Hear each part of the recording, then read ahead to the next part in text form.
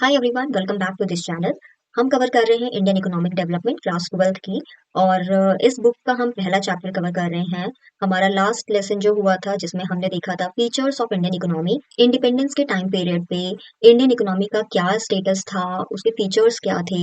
हमने ये भी पढ़ा लास्ट लेसन में दैट ब्रिटिशर्स किस तरीके से हमारे दो मेजर सेक्टर को उन्होंने डिस्ट्रॉय करा था। वो दो मेजर सेक्टर कौन कौन से थे? तो पहला है agricultural sector and the second one is industrial sector. एक बहुत ही ब्रीफली हमने डिस्कस करा था। अब हम धीरे धीरे जैसे जैसे चैप्टर में हम आगे बढ़ रहे हैं वैसे वैसे हम इसको थोड़ा और जानेंगे, जो कि एग्जाम पॉइंट ऑफ व्यू से इम्पोर्टेंट है। ओके, आज के इस सेशन में हम कवर कर रहे हैं agricultural sector on the eve of independence. Independence हमें जब मिली थी तो उस टाइम पे हमें ये पता है कि इंडिपेंडेंस जब हमें मिली थी एग्रीकल्चरल सेक्टर हमारा बैकवर्ड डायरेक्शन में जा रहा था, स्टैग्नेंट हो गया था। लेकिन थोड़ा और डिस्कस करेंगे कि एक्चुअली में और क्या क्या चीजें थी। टॉपिक का नाम है agricultural sector on the eve of independence. On the eve of independence Indian economy was primarily an agrarian economy. हमने लास्ट लेसन में ये भी पढ़ा था कि हमारी जो इंडियन इकोनॉमी थी वो अग्रेरियन इकोनॉमी थी, जहां पे हमने देखा था 72% ऑफ पॉपुलेशन हमारी किस में इंडल्ज थी? वो एग्रीकल्चर में थी। वहीं से उनका लाइवलीहुड चल रहा था। वहीं वो अपने एम्प्लॉयड थे और हैंडीक्राफ्ट छोड़ करके सारे लोग एग्रीकल्चर में आ गए थे। Around 72% of the population derived its livelihood from agriculture sector, which reflects the importance of the sector in the Indian economy. हमारी इकोनॉमी की 72% पॉपुलेशन एग्रीकल्चर सेक्टर में थी और वहीं से अपनी लाइवलीहुड चला भी रही थी। इससे हमें ये पता चलता है दैट इंडियन इकोनॉमी में जो एग्रीकल्चर सेक्टर है उसने कितना बड़ा रोल प्ले करा था। However this sector suffered from deep stagnation and chronic backwardness. क्या हमने पढ़ा? ये जो सेक्टर था ना, ये अभी बैक टू बैक वही चीज आ रही है दैट डीप स्टैग्नेशन रुकी हुई थी, कोई ग्रोथ नहीं दिख रही थी, कोई आप जनरेट नहीं कर पा रहे थे कोई भी इनकम। और क्रॉनिक बैकवर्डनेस होता है कंटिन्यूअसली आप पीछे की तरफ जा रहे हो। नीचे ये तीन टर्म्स जो हमने ऊपर पढ़े थे उसी का मतलब बताया that what is feudal economy, capitalist economy और सेमी फ्यूडल इकोनॉमी क्या होता है।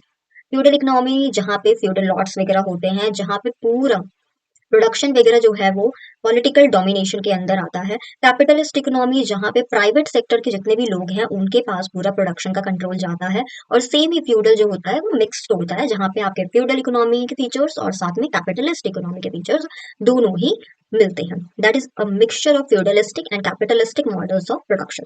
ओके, नीचे कुछ बहुत ही प्रिंसिपल फीचर्स दिए हुए हैं इंडियन एग्रीकल्चर के। इंडिपेंडेंस के टाइम पीरियड पे हमारा जो एग्रीकल्चरल सेक्टर था उसका क्या स्टेटस था, क्या फीचर्स थे। 3 मार्क्स का हार्डली ये क्वेश्चन रहता है, जैसे सेम लाइक आपसे 3 मार्क्स के पेपर में ये भी पूछा जा सकता है that state any three features of Indian economy on the eve of independence. तो आपसे यहाँ पे एक और क्वेश्चन और पूछा जा सकता है that is state any three features of Indian agriculture on the eve of independence. कोई भी तीन उठा करके लिख देना। तो क्या स्थिति रही थी, स्टेट का मतलब है क्या स्थिति थी, क्या स्टेटस था उस टाइम पे। पहला है लो प्रोडक्शन एंड प्रोडक्टिविटी। कम प्रोडक्शन हो रहा था, प्रोडक्टिविटी उनकी कम थी, total output per hectare of land was low. जितना लैंड था उस हिसाब से जो प्रोडक्शन हो रहा था वो काफी कम था। Zamindari system to extract maximum from the farmers. ये हमने लास्ट क्लास में भी डिस्कस करा था कि कैसे ब्रिटिशर्स ने जमींदारी सिस्टम इंट्रोड्यूस करा था, जिसकी वजह से फार्मर्स से वो और रेवेन्यू खींच पा रहे थे, एक्सप्लॉइट कर रहे थे फार्मर्स को through land settlement system. Shift from subsistence to commercial farming. Subsistence का मतलब क्या होता है? ये जब जो फार्मर होता है वो अपनी लाइवलीहुड के लिए जब फार्मिंग कर रहा होता है तो हम उसको कहते हैं सबसिस्टेंस फार्मिंग। और यही चेंज कर दिया था इन लोगों ने किसमें? तो कमर्शियल फार्मिंग में। दैट इज अब आप फार्मिंग अपनी लाइवलीहुड के लिए नहीं करोगे, अपनी जिंदगी चलाने के लिए नहीं करोगे, अपनी फैमिलीज को खिलाने के लिए नहीं करोगे। अब आप फार्मिंग करोगे कमर्शियल फार्मिंग आप करोगे, यानी कि अब आप जो प्रोड्यूस करोगे, प्रोडक्शन जो होगा आपका वो आप बेचोगे सिर्फ, और उसे हम आप रेवेन्यू जनरेट करके हमें दोगे। पोस्ट कमर्शलाइजेशन ऑफ एग्रीकल्चर, यानी कि एग्रीकल्चर में हमें देखने को मिला कि जबरदस्ती लोगों से कमर्शलाइज करवाया गया था उनके प्रोड्यूस को। नेक्स्ट है old and outdated techniques of production used. बहुत ही पुराने पुराने टेक्निक्स यूज हो रहे थे, कोई इसमें इन्वेस्टमेंट नहीं हो रहा था, कोई उनको कोई ऐसे टेक्निक्स नहीं बता रहे थे जिससे वो और अच्छे से एक तो उनके पास इन्वेस्टमेंट के लिए पैसे नहीं थे, दूसरा उनके पास खाने के लिए पैसे नहीं थे, उन्हें आप जबरदस्ती बोल रहे हो कि कमर्शलाइज करो। तीसरा आपने एक्सप्लॉइटेटिव लैंड सेटलमेंट उठा करके रख दिया, दैट जमींदारी सिस्टम आपने कर दिया था पूरा। तो उसकी वजह से हमें यहाँ पे ये देखने को मिलता है lack of investment in agriculture. Agriculture में कोई इन्वेस्ट ही नहीं कर पा रहे थे, और जो जमींदार वगैरह थे वो कोई भी इंटरेस्ट भी नहीं शो कर रहे थे इन्वेस्ट करने के। Lack of inducement to invest. कोई ऐसा गल्फ जैसे देखो, लैक ऑफ इंड्यूसमेंट का मतलब यहाँ पे सेम है, ये दोनों मिलता जुलता पॉइंट ही है। बस इस दोनों के बीच में एक ये यहाँ पे ये अच्छे से एक्सप्लेन किया गया है दैट ओनर्स और टेलर ऑफ द सॉइल के बीच में काफी लड़ाइयां चल रही होती थी। यानी कि ओनर्स और टेलर्स ऑफ द सॉइल का मतलब क्या है, दोनों मतलब सेम होता है क्या? ओनर्स होता है जो लैंड को ओन करके रखा हुआ है, और टिलर जो होता है जो उस सॉइल के ऊपर, जो उस फार्म के ऊपर, जो उस लैंड के ऊपर काम कर रहा है, कल्टीवेट कर रहा है, दैट इज कल्टीवेटर बोल लो, फार्मर बोल लो, पेजेंट्स बोल लो, ये सारे लोगों को हम टेलर्स ऑफ द सॉइल कहते हैं। तो इनके बीच में हमेशा वो रहा, ओनर्स अपना इन्वेस्टमेंट नहीं करना चाह रहे थे, टेलर्स चाह रहे थे बट उनके पास उतने पैसे नहीं थे।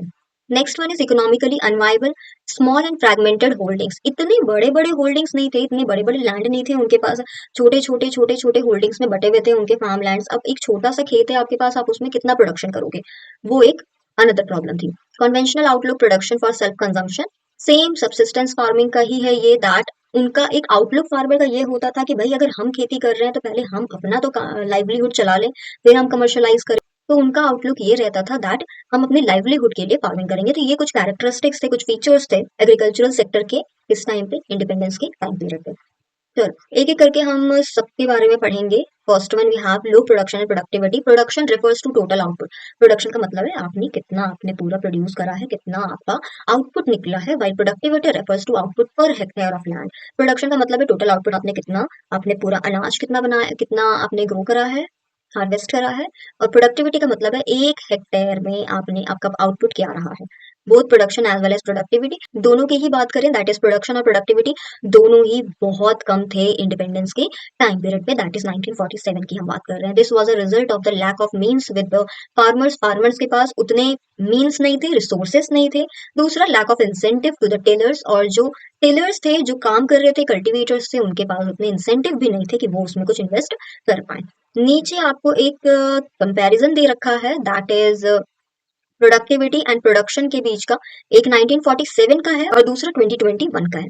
हमने व्हीट और राइस का एग्जाम्पल लिया हुआ है, मेजर प्रोडक्शन जो इंडिया व्हीट और राइस में करती है, हम उसका ही कंपैरिजन देखेंगे। 1947 में 660 किलोग्राम पर हेक्टेयर प्रोडक्टिविटी थी, और 2021 आते आते तक में हमने 3,500 के आसपास हमने प्रोडक्टिविटी बढ़ा दी थी। और 665 से लेकर के 2809, बहुत लंबा सफर हमने तय करा। और प्रोडक्शन की जब हम बात करते हैं, दैट इज 64 से लेकर के हमने 1068 केजी, और 220 से लेकर के 1303 केजी हमने बढ़ाया था। कितना हमने इसके ऊपर काम करा होगा, हम ये भी पढ़ेंगे। वो ग्रीन रेवोल्यूशन हमने और कौन कौन से स्कीम्स वगैरह हम लेकर के आए थे, स्ट्रेटजीज बनाया था, हमने प्लानिंग करा था, तो दैट हमारा एग्रीकल्चर ये 660 से लेकर के 3,500 पे आ जाए। टेबल वन जो है वो दिखा रहा है प्रोडक्टिविटी कितना हमारा कम था पहले 1947 में, और 2021 आते आते तक में हमने कितना कवर कर लिया। Productivity continue to be low despite the fact that area under cultivation tended to expand going to pressure of population. Population की वजह से आप अभी भी देखोगे दैट प्रोडक्टिविटी हमारा अभी भी कुछ ज्यादा बहुत बड़ा नहीं है, कम ही है। Likewise, level of output of wheat was nearly 16.7 times lower and that of rice was nearly 5.9 times lower compared with their leveling। ये बेसिकली इसको एक्सप्लेन किया गया है, not relevant from exam point of view, बस इसे मैंने explain कर दिया दैट कि इस तरीके से हम देख सकते हैं दैट 1947 के टाइम पीरियड पे हमारी व्हीट और राइस की प्रोडक्टिविटी और प्रोडक्शन कितना कम था, और हमने कितना ग्रो किया अब 2021 और 2022 के टाइम पीरियड पे। Okay, next one is exploitative land settlement system. हमने पढ़ा था लास्ट लेसन में that land settlement system Britishers ने इंट्रोड्यूस करा था, जैसे कि जमींदारी सिस्टम वगैरह हो गया। एक्सप्लॉइटेटिव हमने वर्ड यूज किया है, ऐसी चीजें, ऐसी प्लान्स, ऐसी स्ट्रेटजी जो कि एक्सप्लॉइट की है, उसको हम एक्सप्लॉइटेटिव कहते हैं। The British government in India introduced a unique system of land settlement. Britishers ने एक बहुत ही यूनिक सिस्टम, लैंड सेटलमेंट का एक बहुत ही यूनिक सिस्टम इंडिया में इंट्रोड्यूस करा था। It set up a triangular relationship among the government, owner of the soil and the tiller of the soil. क्या था? एक ट्रायंगुलर रिलेशनशिप था, 3 लोग उसमें इन्वॉल्व थे। एक ऐसा सिस्टम जहां पे पहला तो गवर्नमेंट था, government that is Britishers, owner of the soil जो उस लैंड का, जो उस सॉइल का ओनर है, and tiller of the soil that is जो उस सॉइल के ऊपर काम कर रहा है, that is cultivator, peasant, farmers, जो भी बोल लो आप। ये 3 है, गवर्नमेंट, ओनर और टेलर, इस तरीके से। This was popularly known as zamindari system of land settlement. First session से ही मैं बोलती आ रही हूँ, एक सेटलमेंट इन्होंने इंट्रोड्यूस करा था, जमींदारी सिस्टम, जिसकी वजह से एग्रीकल्चरल सेक्टर पूरी तरीके से डिस्ट्रॉय हो गया था। ये वही जमींदारी सिस्टम है, याद रखना पेपर में ये एमसीक्यू पॉइंट ऑफ व्यू से इंपॉर्टेंट है। नेक्स्ट, ये एक्सप्लेन किया गया है what is zamindari system. Zamindari system क्या है, तो ये एक सिस्टम है लैंड रेवेन्यू का that work through middle man called जमींदार। जो जमींदार होते थे वो मिडिल मैन होते थे बेसिकली। गवर्नमेंट जो हमारी कॉलोनियल गवर्नमेंट थी उनके और पेजेंट्स दैट इज फार्मर के बीच का एक दलाल बोल लो, मिडिल मैन बोल लो, एक ऐसा पर्सन जो कि कम्युनिकेशन एस्टेब्लिश करता है इन दोनों के बीच में। तो ये वही था and was particularly implemented in the then Bengal presidency. और ये जो जमींदारी सिस्टम था, अगेन एमसीक्यू का क्वेश्चन है ये जो जमींदारी सिस्टम था वो कहाँ पे इम्प्लीमेंट किया गया था, तो implemented in then Bengal presidency. कहाँ पे?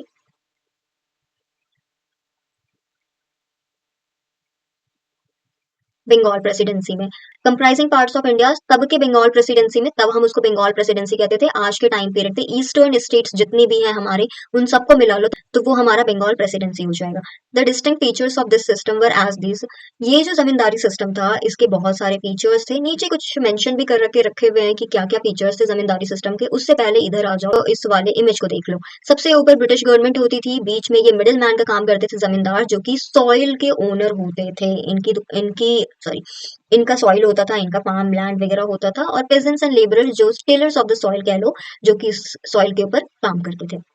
जमींदार्स वर रिकॉग्नाइज्ड एज परमानेंट ओनर। जो जमींदार्स होते थे इनको रिकॉग्नाइज किया जाता था एज अ परमानेंट ओनर। जो सॉइल होता था, जो फार्म होता था, उसके परमानेंट ओनर हमने किसको बोल दिया? जमींदार है भाई, जमींदार वहां के ओनर है। Which implied that the profit generated, इसका मतलब ये था कि जो भी कल्टीवेशन से जितना भी प्रॉफिट जनरेट करेगा वो किसके पास जाएगा? जमींदार के पास जाएगा इंस्टेड ऑफ कल्टीवेटर। जमीन इनकी होती थी, जमीन के ऊपर काम करने वाले जो लोग होते थे दैट इज पेजेंट या कल्टीवेटर जो होते थे, वो काम करते थे। उससे जो भी प्रॉफिट अर्न होता था वो कल्टीवेटर के पास ना जाकर के वो जमींदार के पास जाते थे। रीजन बीइंग कि जमींदार को हमने बोल दिया था कि भैया आप परमानेंट ओनर हो, आपके पास ही आएगा सारा प्रॉफिट। सेकंड है zamindars were to pay a fix sum to the government. इनके साथ क्या था कि भाई आप परमानेंट ओनर हो, अब आपके पास जो भी प्रॉफिट आ रहा है उसमें से कुछ पोर्शन वो फिक्स्ड होता था कि आपको इतना, हर कल्टीवेशन हर हार्वेस्टिंग के बाद आपको इतना तो देना ही देना पड़ेगा एज अ लैंड रेवेन्यू, जिसको ये लोग लैंड रेवेन्यू बोलते थे। किसको देना पड़ेगा? तो ये ब्रिटिश ऑफिशियल को देते थे। The zamindars were free to extract as much from the tiller of the soil as they could. जितना भी जमींदार का मन करता था वो उतना पैसा टेलर से ले लेता था, दैट इज कल्टीवेटर से ले लेता था। In fact the only interest of the zamindars was to maximise revenue collection.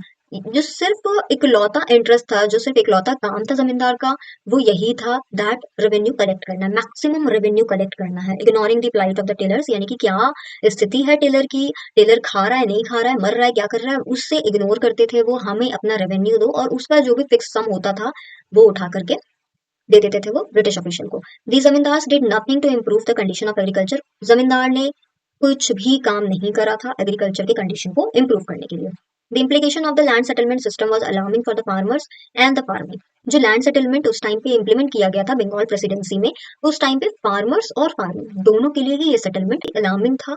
दोनों ही डिस्ट्रक्शन के रास्ते पे थे। It led to unlimited exploitation of the tillers of the soil by zamindars.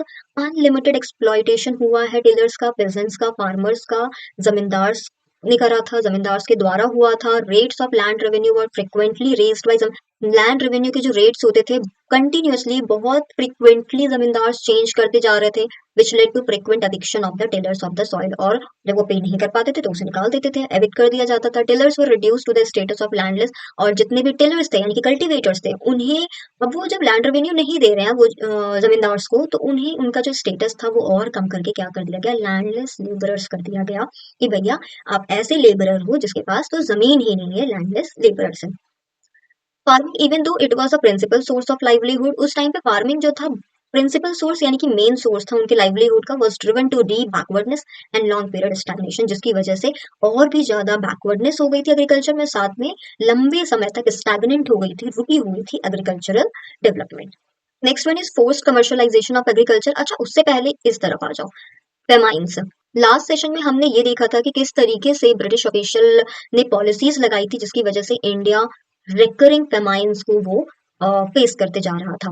तो हम उसी फेमाइन की बात कर रहे हैं। Famines refer to a severe shortage of food. Famine होता है भूखमरी, जहाँ पे फूड की बहुत ही एक्सट्रीम लेवल पे शॉर्टेज हो जाती है। That is owing to crop failure. Maximum जो हमारे खेत वगैरह होते हैं वहाँ पे क्रॉप फेलियर हो जाएगा, जितने भी क्रॉप आपने लगा रखे थे वो हमारा खराब हो गया सारा का सारा, resulting in violent hunger and starvation, जिसमें लोग भूख से मर जाते हैं। फ्रॉम 1760 से लेकर के 1973 तक, अब सोचो देखो 1760 से लेकर के 1943 तक लोग कंटिन्यूअसली रेकरिंग फेमाइन्स देखते आए। कितने नंबर ऑफ पीपल की डेथ हुई होगी उस टाइम पीरियड पे। India was hit by terrible famines on a regular basis, बहुत ही रेगुलर बेसिस पे फेमाइन्स आते गए और बहुत सारे डिजीजेस आते जा रहे थे। The most significant amongst those was the great famine, ये सबसे फेमस है। अगर if you are a student of history, कभी आपने 10th तक जो आपने हिस्ट्री पढ़ी होगी तो आपने उसमें भी पढ़ा होगा ग्रेट फेमाइन ऑफ बंगाल के बारे में, बहुत फेमस है। सॉरी फेमस नहीं है, इनफेमस है, इनफेमस है ये। द मोस्ट सिग्निफिकेंट जो सबसे इंपॉर्टेंट वाला फेमाइन था वो यही था, that great famine of Bengal.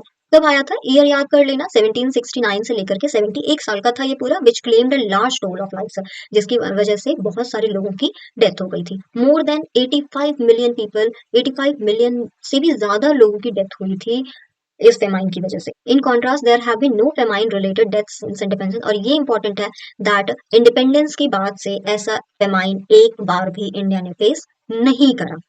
Now next point is forced commercialisation of agriculture. लोगों को जबरदस्ती कमर्शियलाइज करने के लिए बोला गया दैट आप लाइवलीहुड के लिए अब नहीं करोगे फार्मिंग, आपको फार्मिंग करना है, एग्रीकल्चर करना है, गुड आप करो, लेकिन आप क्या करोगे, अब आप इसको बेचने के लिए आप प्रोड्यूस करोगे। और बहुत जगह पे तो बहुत सारे पेजेंट्स वगैरह थे, उनसे जबरदस्ती इंडिगो वगैरह की क्रॉपिंग करवाई गई थी, वहां पे इंडिगो को उगाने की बात की गई थी, जबरदस्ती उगवाया भी था और उसे बेचा भी गया था, कमर्शलाइज किया गया था। That is commercialisation of agriculture refers to a shift from subsistence cultivation for self, subsistence cultivation का मतलब ही मैंने बताया था ऊपर, that cultivation for self consumption, खुद के कंजम्पशन के लिए जो आप कल्टीवेट करते हो, कल्टीवेशन करते हो, उसको हम सबसिस्टेंस कल्टीवेशन कहते हैं। और इसको ही हमने बदल करके इसको ही बदल करके ब्रिटिशर्स ने क्या करा था, cultivation of cash crops for the market. Market में कैश क्रॉप्स लाने की बात की गई थी। Farmers were force to grow commercial crops, उन फार्मर्स को बोला गया भैया आपको अब क्या उगाना है, कमर्शियल क्रॉप को उगाना है, कैश क्रॉप को उगाना है, to cope with the needs of the British industry. British industry के की नीड्स को फुलफिल करने के लिए ये किया गया था। Following are some notable points in this context, नीचे कुछ और भी पॉइंट्स दिए गए हैं। That is farmers were force to shift to produce indigo, अभी मैंने जस्ट बताया फार्मर्स को जबरदस्ती प्रोड्यूस करने की बात की गई थी कि नहीं आपको इंडिगो तो कल्टीवेट करना पड़ेगा, प्रोड्यूस करना पड़ेगा। तो as it was required by the textile industry in Britain for dyeing bleaching of the textile. अब देखो मैंने ये बोला दैट जितने भी यूरोपियन कंट्रीज जो ब्रिटेन के लोग तो ब्रिटिशर्स थे, वो क्या करते थे, वो इंडिया से रॉ मटेरियल लेकर के वो ब्रिटेन जाते थे। बट वहां पे जाकर के अब सिर्फ व्हाइट व्हाइट तो नहीं बेचेंगे ना, उसको अब डाई करना होता था टेक्सटाइल इंडस्ट्री में, उन्हें कलर ब्लीचिंग डाइंग वगैरह के लिए कलर चाहिए होते थे। तो उन्होंने इंडिगो को देखा, तो इंडिगो के लिए अब उस रिक्वायरमेंट को फुलफिल करने के लिए इंडिया में आकर के उन्होंने इंडिगो की बात करी। The farmers were either lured or force to accept advance payments for the cultivation of the indigo. Farmers को क्या किया गया, या तो लालच दिया गया या फिर तो उन्हें जबरदस्ती एक्सेप्ट करने के लिए बोला गया कि भाई ये लो एडवांस पेमेंट और हमें इंडिगो कल्टीवेट करके दो। Production of second is production of commercial crops expose the subsistence farmers to uncertainties of the market for their own subsistence। ये जो कमर्शियल क्रॉप्स ये अब उगाने लग गए थे, इसकी वजह से जितने भी फार्मर्स थे उन्हें पता चल रहा था कि भाई मार्केट में कितनी अनसर्टेनिटीज हैं। उस अनसर्टेनिटीज की वजह से उनकी जो खुद की लाइवलीहुड थी, उनकी जो खुद की बेसिक नीड थी, वो तक वो फुलफिल नहीं कर पा रहे थे। And third one is switching from subsistence to cash crops. अब जैसे ही कोई फार्मर कैश क्रॉप में ट्रांसफॉर्म करता है अपनी फार्मिंग को, उनको क्या करना पड़ता है, क्रेडिट को वो रेज करना पड़ता है कि भाई अब इंड को उगाना है, उसके लिए उन्हें पैसे चाहिए, वो कहाँ जाएगा, जमींदार के पास जाता था, पैसे लेता था और फिर आखिर में लास्ट में इनडेटनेस हो जाती थी, वो पैसे चुका तो पा नहीं रहा है, लेकिन ना ब्रिटिशर्स उसे फायदा होने दे रहे हैं ना जमींदार उसे फायदा होने दे रहा है, और बैक टू बैक एक एक डेट ट्रैप होता था, जिसकी वजह से अंत में ये पूरी तरीके से लैंडलेस हो जाते थे, इनके पास कोई पैसा नहीं होता था, कुछ भी नहीं होता था, और इतनी दुर्गति हो गई थी फार्मर्स के उस टाइम पीरियड पे। Next, lack of investment in agriculture infrastructure. The colonial government of zamindars took no interest in promoting investment in agricultural infrastructure. जो ये कॉलोनियल गवर्नमेंट थी या फिर तो जमींदार की बात कर लो, दोनों में से किसी ने भी इतना इंटरेस्ट नहीं दिखाया कि भाई हमें कुछ इन्वेस्टमेंट करना चाहिए, या फिर तो इन्वेस्टमेंट को प्रमोट भी नहीं करा उन्होंने, किसमें, एग्रीकल्चरल इंफ्रास्ट्रक्चर में। जो चल रहा था उसे चलने दिया, चलने क्या दिया, उसे और खराब कर दिया। Permanent means of irrigation were a far cry. Irrigation में प्रॉब्लम हो रही थी। आज के टाइम पे जो आप डैम्स वगैरह देखते हो, कनाल्स वगैरह देखते हो, ये उस टाइम पीरियड पे नहीं था।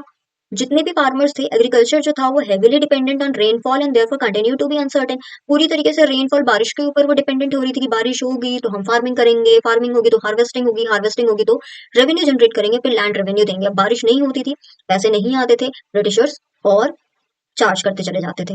और इसकी वजह से बहुत अनसर्टेनिटी बना रहता था दैट बारिश होगी तो खेती होगी, नहीं हो रही है बारिश तो खेती भी नहीं हो रही है। अच्छा, उससे पहले ये 10th point, agricultural infrastructure, diverse systems and networks of resources that are vital to produce, procure, preserve, process and trade agricultural products. क्या होता है एग्रीकल्चर प्रोडक्शन इंफ्रास्ट्रक्चर? एक सिस्टम होता है, एक नेटवर्क होता है रिसोर्स का, जहाँ पे एकदम स्टार्टिंग से लेकर के एंड क्या, दैट इज आप कैसे अपने एग्रीकल्चरल प्रोडक्ट को बेच पा रहे हो, ट्रेडिंग कर पा रहे हो, शुरू कहाँ कैसे आप एग्रीकल्चरल प्रोडक्ट को आप प्रोड्यूस करोगे, वहां से लेकर के आप कैसे ट्रेडिंग करोगे, वहां तक का पूरा सफर जो है that is agricultural infrastructure. Next, flood control, drainage and desalination of the soil which could have led to increased productivity of the sector where were totally neglected। अगर वो फ्लड बाढ़ को वो अगर कंट्रोल करते, ड्रेनेज सही रखते, सॉइल को डिसैलिनाइज करते, तो इन सब की वजह से जो एग्रीकल्चरल सेक्टर था उसकी प्रोडक्टिविटी इंक्रीज हो सकती थी। लेकिन इन्होंने क्या करा, उस सारी चीजों को नेग्लेक्ट कर दिया और अंत में क्या हो गया, एग्रीकल्चरल सेक्टर और बैकवर्ड की तरफ मूव होने लग गया था। Next we have paper point, gulf between the owners of the soil and tillers of the soil. Gulf का मतलब होता है गैप, एक गैप था ओनर जो सॉइल के ओनर्स हैं उनके बीच में, और टिलर्स जो वहां पे कल्टीवेट कर रहे हैं सॉइल के ऊपर, उन दोनों के बीच में एक बहुत बड़ा गैप था। Agriculture during the British Raj was characterized by a huge gulf between owners of the soil on the one hand and tillers of the soil on the other।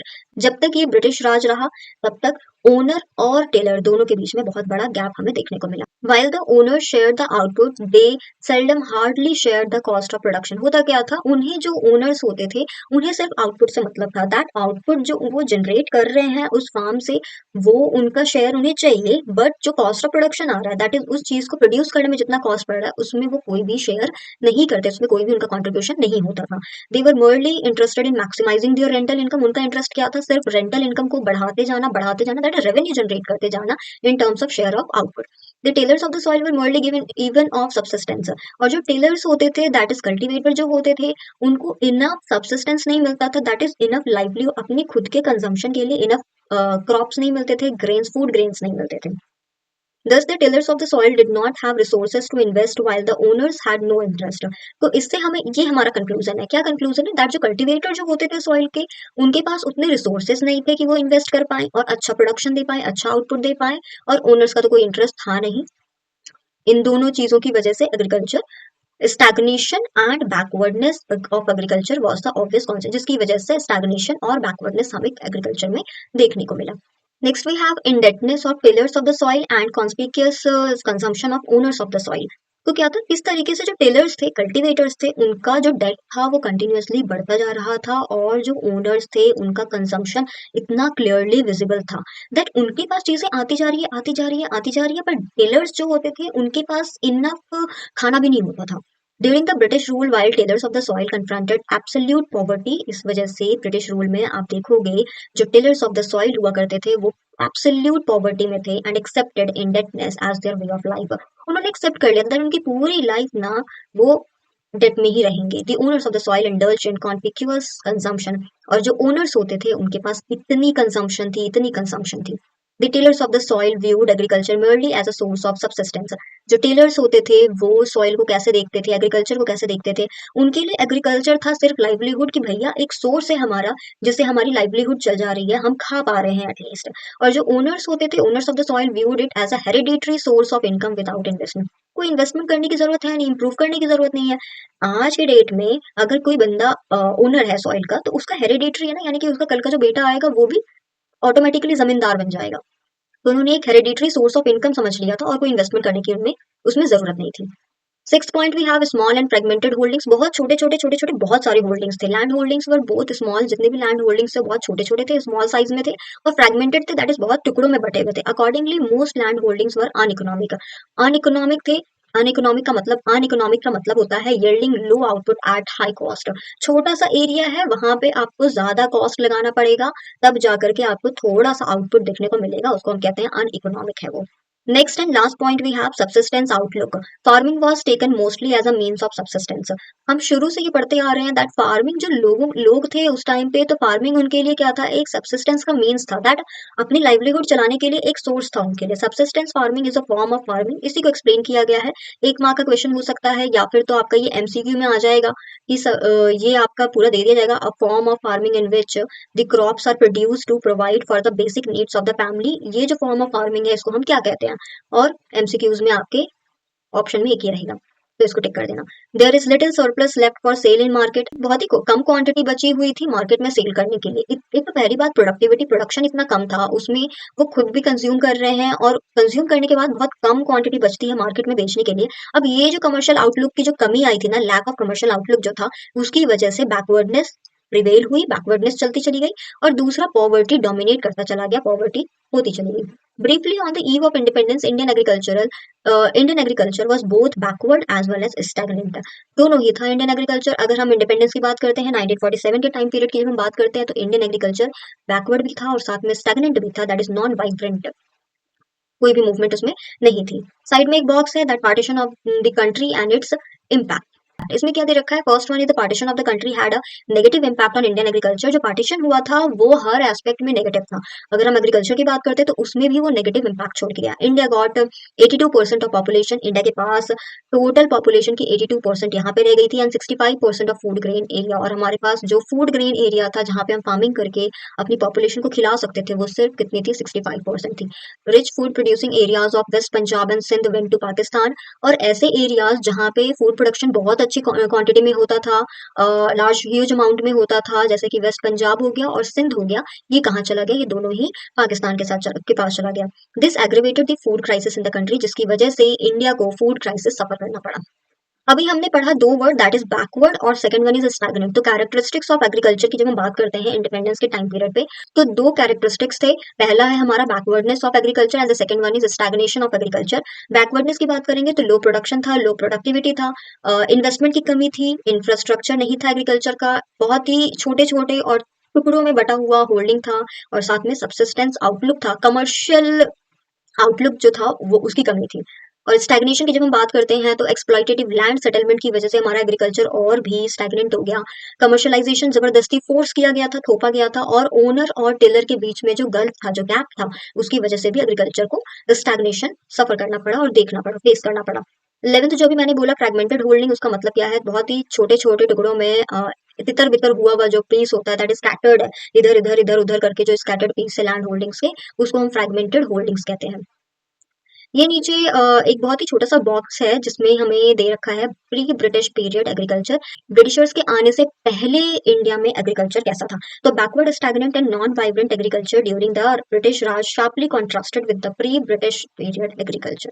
दोनों के बीच में आपको बहुत डिफरेंस देखने को मिलेगा। जो इंडिपेंडेंस के टाइम पीरियड पे जो backward stagnant non vibrant agriculture था, और उससे पहले का जो एग्रीकल्चर था, दोनों में बहुत डिफरेंस था। Prior to the British Raj in India, rural India was described as a system of self contained. British Raj से पहले इंडिया, जो रूरल इंडिया था, उसको हम एक ऐसा ऐसे बोलते थे, self contained village communities, that is खुद से फुलफिल्ड है वो, उन्हें कहीं भी जाने की जरूरत नहीं है, अपनी लाइवलीहुड वो सिर्फ और सिर्फ खेती पे ही वो चला लेते थे। These village communities included farmers and functionaries. इस पूरे विलेज कम्युनिटीज में ये दोनों आते थे, फार्मर्स और functionaries. The farmers were engaged in crop farming, जो फार्मर्स होते थे वो क्रॉप फार्मिंग में एंगेज थे, कैटल फार्मिंग में एंगेज थे, और फंक्शनरीज वगैरह जो थे वो एसेंशियल सर्विसेज प्रोवाइड करते थे, जैसे ब्लैक स्मिथ हो गया, गोल्ड स्मिथ हो गया, वॉशरमैन हो गया, शू मेकर्स वगैरह हो गए। उसके अलावा जो काम होता था वो फंक्शनरीज के अंदर आते हैं। देयर वर नो इंटरमीडियरीज, कोई भी उस टाइम पे कोई जमींदार वाला सिस्टम नहीं था, मिडल मैन जैसा कुछ भी नहीं था between the state and the farmers. The farmers would पे लैंड रेवेन्यू। उस टाइम पीरियड पे लैंड रेवेन्यू देते थे फार्मर्स, किसको देते थे, डायरेक्टली किंग को दे देते थे, बात खत्म। Prosperity and stability were the key characteristic. और रूरल इंडिया की कब की बात करें, दैट प्री ब्रिटिश पीरियड की बात करें, तो उस टाइम पे हमारा प्रॉस्पेरिटी और स्टेबिलिटी हमारे की कैरेक्टरिस्टिक्स से, unlike this backward and stagnant. दस द फ्रेंच ट्रैवलर बर्नियर जो थे, बर्नियर के बारे में आपने क्लास 10th में पढ़ा होगा, नहीं, क्लास 12th में है बर्नियर। आप लोग नहीं जानते होंगे। फ्रेंच ट्रैवलर हैं बर्नियर, उन्होंने डिस्क्राइब भी करा कि बंगाल के बारे में वो लिखे थे। जब वो बंगाल विजिट किए थे अपने ट्रैवलिंग के टाइम पीरियड पे 17th सेंचुरी में वो आए थे, उन्होंने बोला था रिचर देन इजिप्ट। इंडिया को क्या बोला था? इजिप्ट से भी ज्यादा रिच है, producing amply of self consumption and exporting in abundance. एक तो उनके पास सेल्फ कंजम्पशन है, किसके पास? इंडिया की बात हो रही है। सेल्फ कंजम्पशन के लिए इनफ चीजें होती थी और साथ में हम बहुत बहुत सारा अबंडेंस में, ह्यूज अमाउंट में हम एक्सपोर्ट भी करते थे। ये हमारा पूरा एग्रीकल्चरल सेक्टर हो गया। हमने दो सेक्टर कवर करा था, ब्रीफली हमने डिस्कस करा था फर्स्ट सेशन में एग्रीकल्चरल सेक्टर और इंडस्ट्रियल सेक्टर को। ये हमारा पूरा एग्रीकल्चरल सेक्टर हमने अभी कवर कर लिया और नेक्स्ट सेशन में हम करेंगे industrial sector on the eve of independence. इस टाइम पीरियड पे, इंडिपेंडेंस के टाइम पीरियड पे इंडस्ट्रियल सेक्टर में पहले क्या सीन हुआ था और किस तरीके से ब्रिटिशर्स ने इंडस्ट्रियल सेक्टर को भी खराब करा था, हम इसके बारे में इस वाले टॉपिक में पढ़ेंगे। ये हम करेंगे कल cover. Okay, that's it for the day guys. Thank you for watching this video. I hope ये वीडियो आपके लिए हेल्पफुल होगा। Thank you, see you soon.